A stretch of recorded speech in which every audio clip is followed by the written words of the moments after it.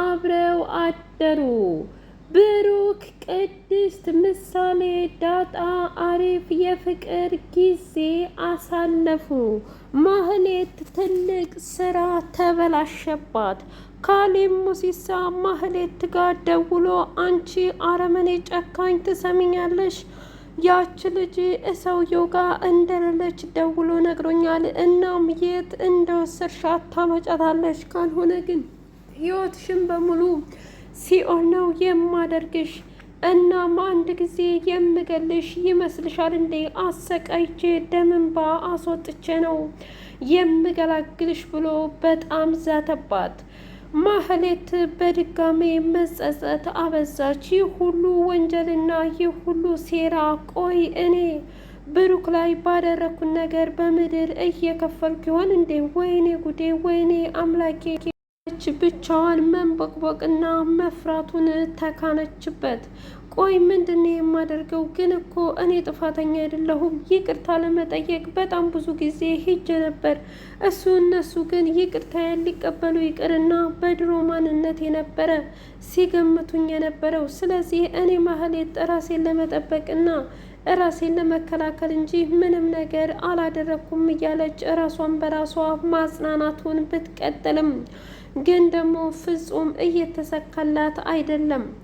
ካሌብ፣ ቆይ ያችን ትህትናን ካላመጣሁ ይገሉኛል። ታዲያ ምንድነው የማደርገው? በጣም ከባድ እኮ ነው። ዳጣን እንዳልላት ዳጣ የማይታሰብ ነው። አርፈሽ ተቀመጪ ብላኛለች። ደግሞ የብሩክና የቅድስት የቅርብ ዘመድ እንኳ የላቸውም። ስለዚህ ለምንድነው አፋልጉኝ የማላወጣው? እስኪ ፎቶ ልፈልግ ብላ ወደ ጋላሪ ስትገባ ለካ ስልክ ቁጥሯን የማታውቀው። እናም ታሬ ጋ ደውላ አላነሳላት ሲል አንተ የተረገምክ ሰውዬ፣ ቆይ ምን ፈልገህ ነው ለእኔ ስልክ የማታነሳው? እያለች ብቻዋን እያጨበጨበች በስተመጨረሻ ሲያነሳላት ትሰማኛለህ ተሬ፣ አሁንስ እየጠገብክ መሰለህ? ምን ፈልገህ ነው ብላ ስትለው ምን ነው ማህሌት፣ እኛ የምንሰራው ስራ መሰለኝ። ምንድነው የተፈጠረው ነገር? እስኪ ተናገሪ ብሎ ሲላት እውነት ለመናገር ምኑን ተናግሬ ምኑን ልተወው? አሁን አንድና አንድ ብቻ ነው የምናገረው። እሱ ምንድን ነው ታዲያ? ተናገሪያ። ምንም እኮ የሚያሳስብ ነገር የለም። የትህትናን ቁጥር ላክልኝ ብላ አለችው። ለምንድን ነው? እሱ ምን አገባህ ብላ ስትለው ታሬም ደግሞ ችግር የለውም ብሎ ላከላት። በቃ እና ዋትሳፕ ላይ ቴሌግራም ላይ የለቀቀችው ፎቶ ስላለ ከዚህ ስክሪንሽት ላድርግና ምንም ብዬ መፈለግ አለብኝ። እሷን ፈልጌ ካላስረከብኩት በስተቀር ካሌብ ሙሲሳ ፍጹም እሽ ሊለኝና የእውነትም ላይገለኝ አይችልም። አሁን ግን ውድና የተከበራችሁ የህያ ቤቴ ቤተሰቦች እንዴት ናችሁልኝ? ሁሉ ሰላም፣ ሁሉ መልካም። ምን እግዚአብሔር ይመስገን ሰላም ነኝ፣ ደህና ነኝ። ለዚህ ቻናል አዲስ የሆናችሁ ሰብስክራይብ እያደረጋችሁ ቤተሰብ ይሁኑ። ነበር ቤተሰቦቼ ስለምትከታተሉኝ እጅጉን አድርጌ አመሰግናለሁ። እጅግ አስተማሪውና አጓጊው ምሳሌ ድራማ እንደቀጠለ ይገኛል። ብሩክና ቅድስቴ ፍቅራቸውን እያጣጣሙና የተነፋፈቁትን ነገር በደንብ አድርገው እየሰሩበት ይገኛሉ። ብሩኬ እባክሽ ቅድስቴ እማ የሆነ ስራ መጀመር አለብኝ። አሁን እኮ በጣም ተሽሎኛል፣ ወንድሜን ላግዘው ይገባል ብሎ ሲላት በፍጹም አባ ብሩኬ እንድታበሳጨኝ አልፈልግም እና አይቻልም። እኔ እኮ ምሳሌን እንኳ ሸኝተ እስከምትመጣ ድረስ በጣም ነው የምጨናነቀው ብላ ስትለው ምን እያልሽ ነው? አንድ ጊዜ እኮ በቃ ሁሉም ነገር አብቅቷል። እናም ደግሞ አሁን በጣም ደህና ነኝ። ለአንድ ቀንም ቢሆን ሰርቼ መግባቱ ለእኔ ትልቅ ነገር ነው ቢላትም እንኳ አይ እኔ አልፈልግም፣ እኔ እስካልፈቀድኩኝ ድረስ በምንም ተአምር አልፈልግም ብላ ግግም አለች። ብሩኬም እየቀለደ እንደ መቆጣት ሲል ዳጣ ተደረበችና ልክ ናት እውነት ቅድስቴ፣ አሁን ገና ኮራሽኝ። ቡራ እባክህ አሁን ያለንበት ጊዜ በጣም መጥፎ ነው። ትናንትና ካሌብ ሙሲሳ ደውሎለት እንደነበረ መድብል ላይ ታውቃለህ አይደል? አሁን እሱ የእውነት መድብል እንዳታለለው ካወቀ ሞላ ቤተሰቡን ነው የሚጨርሰው። በዛ ላይ ደግሞ ያቺ የተረገመች ማህሌት እኔን እየተከታተለችኝ ነው፣ ማለትም ሁለተኛ ትህትናን እንዲሰጣት። ስለዚህ እባክህ መረጋጋት አለብህ ብላ ስትል እሺ በቃ እናንተ ከተረጋጋችሁ እኔ እረጋጋለሁ። እኔ ምን አገባኝ እንግዲህ ሁል ጊዜ ያው አይሞላም ቤታችን ብሎ ሲል እኔ የምፈልገው አንተን እናንተን ብቻ ነው እንጂ ሆድ አይደለም ብሩኬ ብላ እንደምንም አሳመነችው። ማህሌት ጭራሽ ሉላንና ያንን ሞገስን እንዳልላቸው የማይታሰብ ነው። እነሱ እነ ብሩኬን ከሚከዱ ይልቅ እኔን 3-4 ጊዜ ቢገሉኝ ይሻላቸዋል። ቆይ ምን አባቴ ነው የማደርገው? ምንስ ነው? እንዴት አድርጌ ነው የምገላገለው? እያለች ብቻዋን ማህሌት በሀሳብ ተዋጠች።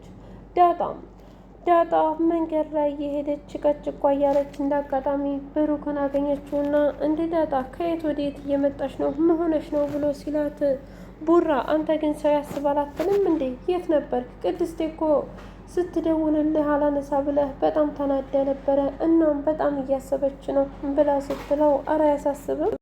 ብሩክን ለማናገር ቢፈልግም እንኳ እባክህ መድብል ወንድሜ ላግዝህ እኮ እፈልጋለሁኝ። አንተ እስከ ዛሬ በጣም ብዙ መስዋዕትነትን ከፍልሃል። አሁን ደግሞ ቅድስትን ማሳመን አለብህ ብሎ ሲለው ተው እንጂ ብሩክ እኔ እኮ ታላቅ ወንድምህ ነኝ። እናም ኃላፊነት አለብኝ። ሁሉንም ነገር እኔ ያደርግልሃለሁኝ እንጂ በፍጹም እንዲህ እንዲሆን አልፈቅድም ብሎ ግግም አለ። አልማዝና መድብል በጣም እየተቀራረቡና ሌላ ዓለም እያዩ ይመስላሉ። እጅጉን ትንግርቱና ተአምሩ ነገር ፍቅርን ካወራቻት በኋላ መድብልን አናግረው ስለነበረ ዛሬ ጧት አንኳኳችና ወደ መድብል ክፍል ስትሄድ ምን ነው የተፈጠረ ችግር አለ እንዴ ብሎ ሲላት እንዴ አንተ እኮ አልማዝ ጋር ማለቴ ይቅርታ የራሴኑ ስም ጠራው አለችና ፍቅር ጋር እንሄዳለን ብለኸኝ ነበረ። ፍቅር ደግሞ ማናት? አልገባኝም። ስለምን ፍቅር ነው የምታወሪው? ወይኔ አምላኬ ይህ ሰውዬ እኮ አቃጥሎ ሊደፋኝ ነው። ጭራሽ ስለምን ይለኛል እንዴ? ማለቴ ባለፈው አረብ ሀገር ሁና ያታለላት ልጅ ያልኩ እንኳ። ወይኔ መድብል በጣም ረስቸው ነበር። አልማዝ እጅጉን ይቅርታ አድርጊልኝ። አሁን መሄድ አለብን በቃ ብለው እየተወያዩ ባለበት ሰዓት ለማንኛውም አንቺ እሳላ ጠብቂኝ ብሎ አላት። አልማዝ እሳላ እየተንጎራደደች ይገርማል። ለካ መድብል እንዲሁ ከላይ ሲያዩት ነው እንጂ ክፋቱ በጣም ንጹህና ንጹህ ነው። ለማንኛውም አልሚ በይመችሽ፣ የዛችን የፍቅር ጉዳይ የግድ መፍታት አለብሽ እያለች ብቻዋን ስታወራ መድብል መጣ። እሺ በይ በቃ እምልሽ የምቀይሪው ልብስ ካለሽ ነይ ቀይሪና ነይ ቶሎ ልጠብቅሽ ብሎ ሲላት እንዳጋጣሚ ቅድስት ከሳሎን እየመጣች ስታያቸው ምን ቆይ ኢራንና ደግሞ እርሳኤል እንዴት ተግባቡና ነው? የት ልትሄዱ ነው ብላ አለች። እባክሽ ቅድስቴ የማይሆን ነገር አታውሪ። ምን እያልሽ ነው? አይ እኔ እኮ ምንም አላልኩም። ማለቴ አንቺና መድብል ተግባብታችሁ ከዛም ደግሞ ስለሆነ ቦታ መሄድ ታወራላችሁ። ታዲያ ይሄ ምን አይነት ተአምር ነው እያልኩኝ ነው። እሱማ የትም አይደለም፣ ለማንኛውም ሻይ ለመጠጣት ነው ብላ ስትል ጭራሽ አንቺና እሱ ሻይም ጀምራችኋል፣ በጣም ደስ ይላል ብላ ስትል ባክሽ ቅድስቴ የማይሆን ነገር አታውሪ። ማለቴ ነገሮችን ደግሞ በማይሆን ነገር እንድትገነዘቢያቸው አልፈልግም ብሎ ሲላም መድብል እኔ የምልህ መድብል የግድ ለቅድስቴ ማብራራት አለብህ እንዴ?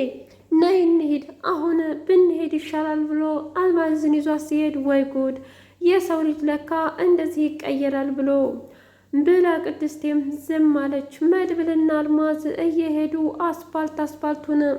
አስፓልቱን እየሄዱ እያወሩ ባሉበት ሰዓት እጅጉን ተገርመውና ተደንቀው እኔ ምልሽ አንቺ ጸባይሽን እያሻሻልሽ ትመስሊያለሽ ብሎ አላት። ምን እያልክ ነው? የእውነትን ነው? የእውነት እኔ አሻሽያለሁ እንዴ? አዎ ከዚህ በላይ መቼስ ምን እንድታደርጊ ነበረ? የእውነትም በጣም በሚገርምና በሚደንቅ ሁኔታ እኮ አድርገሻል ብላ አለቻት። አይ ይህማ ሊሆን አይችልም፣ የእውነት እንደዚህ ሊሆንማ አይችልም ብላ አለች። አይ መሆን ያለበት ነገር በሙሉ ሆኗል። እንግዲህ በጣም የሚደንቀውና የሚገርመው ነገር እኔ እናንተ እንደዚህ ተግባብተን መስራታችንና እንደዚህ መሆናችን በጣም ደስ ይላል ብላ አለችው። ፍቅር ጋር ከሄዱ በኋላ ታምረኛውና እንዲሁም ድንገተኛው ነገር ተፈጠረም። ፍቅርን እኔ ምልሽ አንድ ጥያቄ እጠይቅሻለሁኝ፣ ግን ቀጥታ ነው የምትመልሽው። የራቁት ቪዲዮ ወይም ምናምን ይዞብሻል እንደ ብሎ ሲላት አልማዝ ቦጋለች። አልማዝ ስራ ልስራበት፣ አንቺ ደግሞ አይመለከትሽም። የምጠይቃት እሷን ነው እንጂ አንቺን ነው እንዴ? ምን እያልክ ነው መድብል? ታዲያ እንዴት እንደዛ አይነት ጥያቄ ይጠይቃል? እሱን ለእኔ ተዩ እና ንገሪኝ እስኪ ብሎ ሲላት አይ እውነት ለመናገር ምንም ነገር ያልያዘብኝም፣ እኔ የምፈልገው ሀብትና ንብረቴን ብቻ እንዲመልስልኝ ነው። ገንዘቤን በጣም በልቶኛል ብላ አለችው። አታስቢ፣ ከህግ የትም አያመልጥም፣ በተለይ ደግሞ ከኔ ከመድብል እና ምንም የሚያጨናንቅሽ ነገር የለም ብሎ ገንዘብ ሰጣት። እና እሷ ደግሞ እናንተ ለእኔ የዋላችሁልኝ ውለታ በጣም ብዙ ነው፣ ስለዚህ በዚህ ነገር እኔ አልፈልግም ብላ ግግም ስትል አልማዝ ከመድብል ጥቅ አደረገችና ሰጠቻት። ምንም ችግር የለውም፣ ለማንኛውም እኛ መሄድ አለብን፣ ምክንያቱም የልጁን አድራሻ በድጋሜ እናየዋለን ብለው ተያይዘው እነሱም ወደሚሄዱበት ሄዱ እና የልጁን መግቢያና መውጫ ከአልማዝ ጋር ሆነው እየተከታተሉ ባሉበት ሰዓት መድብል በጣም ታዋቂና የሰፈሩ አንደኛ ሰው ይመስላል ብሎ አላት። ምን እያልክ ነው ደግሞ? ይሄ ምን ማለት ነው? አልማዝ ወደ ሌላ ባትወስጂው ጥሩ ነው። እስኪ ተመልከቹ፣ ሰውየው እኮ ሁሉንም ሰው ሰላም ነው የሚለው እና ሲመስለኝ የዚህ ሰፈር አለቃ ወይም ደግሞ እዚህ ሰፈር ቤቱ ይመስላል ብሎ አላት። አላውቅም፣ ሊሆንም ይችላል ላይሆንም ይችላል፣ ግን ደግሞ በጣም የሚገርም ልጅ ነው እና ግን እንደምንም ብለን ሀቋን እናወጣላታለን አይደል? በትክክል ምንም ሆነ ምንም ሀቋ ይወጣላታል። ከዛም በኋላ ደግሞ የእውነቴን ነው ምልሽ ልጁን መቀመቅ ነው የማስገባው፣ እኔ መድብል አይደለሁም ብሎ አለ። ቅድስቴና ብሩኬ ለመውለድ ወሰኑ። እስከ ዛሬ እውነት ለመናገር ማህሌት ባደረገች ነገር አዝኜ ዘሬን የማልተካ መስሎኝ ነበር። ከምንም በላይ ደግሞ ምሳሌዬ እህት ወይም ወንድም ስለምትፈልግ የምናሳዝናት መስሎኝ ነበር ብሩኬ። አሁን ግን እንደምንም ብለን ለምሳሌዬ እህት ወይም ወንድም ማምጣት አለብን ብላ ቅድስቴ ፍቃዱን ስታቀርብ ምንም ችግር የለውም ቅድስቴ ስፈልገውና ስመኘው የነበረው ይሄንን ነው እና እንሞክራለን ብለው ለመዝናናት ሄደው ዳጣና ምሳሌ ብሩኬና ቅድስቱ ነው እጅጉን አሪፍ ጊዜ አሳለፉ። ካለም ሙሲሳ መድብል ጋር ደውሎ ትሰማኛለህ፣ አሁን እያደረክ ያለኸው ነገር በጣም ዋጋ ያስከፍልሃል፣ እንደ ድሮው እንደ ዝልባቤል ብትሆን ይሻልህ ነበር ብሎ ሲለው እኔ ልጅ አይደለሁም፣ ምን ማድረግ እንዳለብኝ የማቅ ጀግና ነኝ። ደግሞ ይህን መድብል ማንነቴን ወድጀዋለሁ፣ አልቀይረውም። አንተ ከጀርባ የሆነ ከማህሌት ጋር ትህትናን መፈለግ አልነበረብህም፣ እኔን ማመን ነበረብህ። አሁን ግን ስለከዳኸኝ እኔም ከድቻለሁ። ከዚህ በኋላ ደግሞ ፊት ለፊት እንጋጠማለን እንጂ በፍጹም ላንተ እጅ አልሰጥም ካሌ ሙሲሳ ብሎ አስረግጦ ነገረው።